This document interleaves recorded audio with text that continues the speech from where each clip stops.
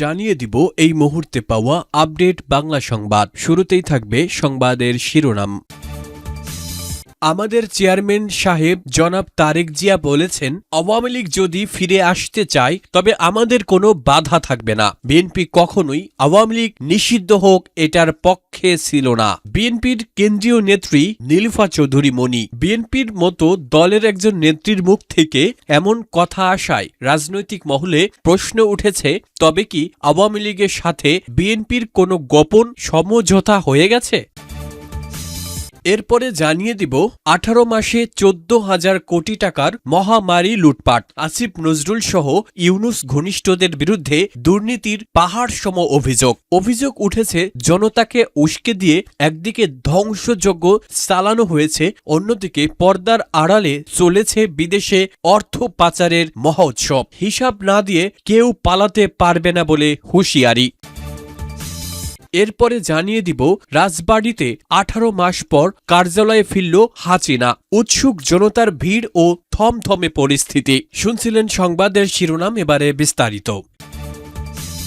12 ফেব্রুয়ারি নির্বাচনের পর বিএনপি যখন নিরঙ্কুশ জয়ের পথে, তখন 18 ফেব্রুয়ারি বিএনপির কেন্দ্রীয় নেত্রী ও সাবেক এমপি নীলুফার চৌধুরী মনির একটি বক্তব্য দেশ জুড়ে তোলপাড় সৃষ্টি করেছে।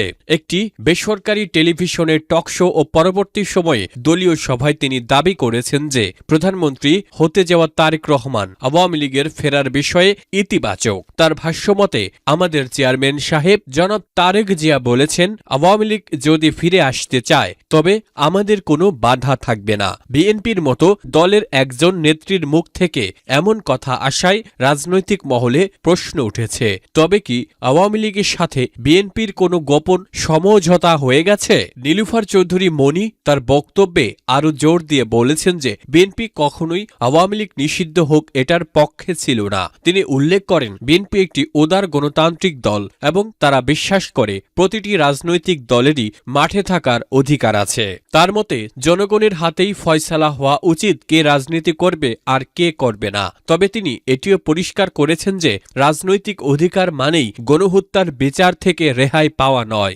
বিচার চলবে আইনের গতিতে। কিন্তু দল হিসেবে আওয়ামী লীগের অস্তিত্বে বিএনপি কুঠারাঘাত করতে চায় না। নীলুফার মনির এই বক্তব্যের সাথে তারেক রহমানের সাম্প্রতিক বক্তব্যের মিল খুঁজে পাচ্ছেন বিশ্লেষকেরা। তারেক রহমান সরকার গঠনের আগেই বলেছিলেন, আমরা প্রতিহিংসার রাজনীতি করতে চাই না। রাজনৈতিক বিশ্লেষক গোলাম মাওলা রনি এবং অন্যদের মতে তারেক রহমান আন্তর্জাতিক মহলের কাছে প্রমাণ করতে চান যে তার সরকার অন্তর্ভুক্তিমূলক এবং প্রতিশোধপরায়ণ নয়। আওয়ামী লীগকে নিষিদ্ধ না করার এই কৌশলী অবস্থান মূলত জামায়াতের মতো কট্টরপন্থীদের ওপর বিএনপির নিয়ন্ত্রণ প্রতিষ্ঠারও একটি অংশ হতে পারে বলে ধারণা করা হচ্ছে। নীলুফার মনির এই বক্তব্য আওয়ামী লীগের হতাশ নেতাকর্মীদের মধ্যে আশার আলো দেখালেও বিএনপির সাধারণ কর্মী এবং জামায়াতে ইসলামীর মধ্যে চরম ক্ষোভের সৃষ্টি করেছে।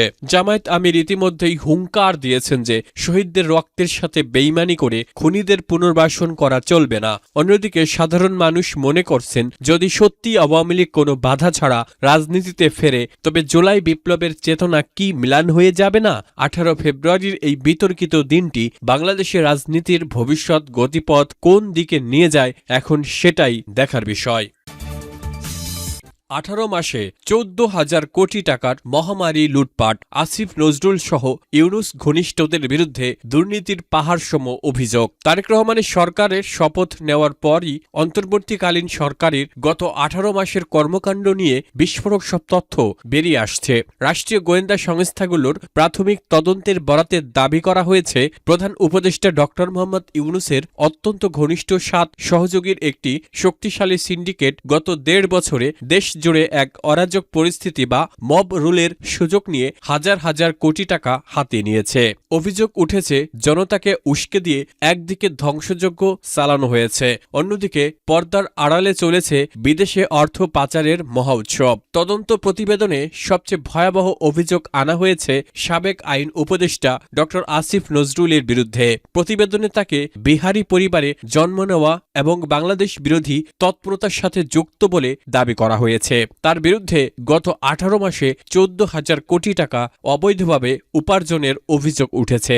এরই মধ্যে আইন ও প্রবাসী কল্যাণ মন্ত্রণালয়কে কেন্দ্র করে গড়ে তোলা সিন্ডিকেট থেকে তিনি একাই 6,000 কোটি টাকা হাতিয়ে নিয়েছেন বলে অভিযোগ। শুধু তাই নয়, তার উস্কানিতে 3,112 জন পুলিশ সদস্য হত্যার শিকার হয়েছেন বলেও চাঞ্চল্যকর তথ্য দেওয়া হয়েছে।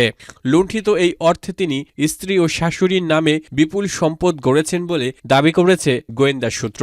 সংবিধান সংস্কার ও গণভোটের নামে বড় অঙ্কের অর্থ অপচয়ের অভিযোগ উঠেছে দুই মার্কিন নাগরিক ডক্টর আলী রিয়াজ ও মনির হায়দারের বিরুদ্ধে।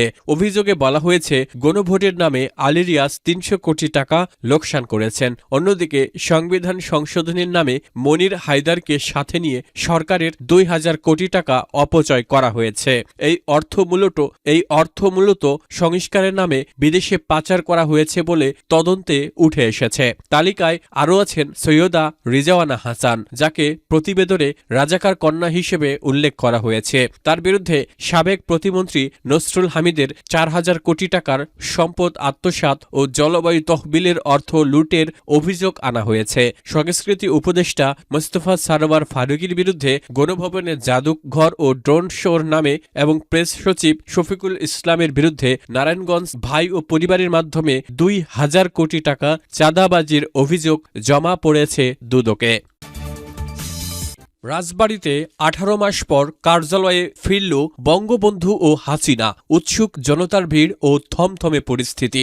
18 ফেব্রুয়ারি দুপুরে রাজবাড়ী জেলা আওয়ামী লীগ কার্যালয়ের তালা ভেঙে ভেতরে প্রবেশ করেন একদল নেতাকর্মী। গত 5 অগাস্টের পর এই কার্যালয়টি ছিল সম্পূর্ণ পরিত্যক্ত এবং এর দেয়ালে থাকা ছবিগুলো ভাঙচুর করা হয়েছিল।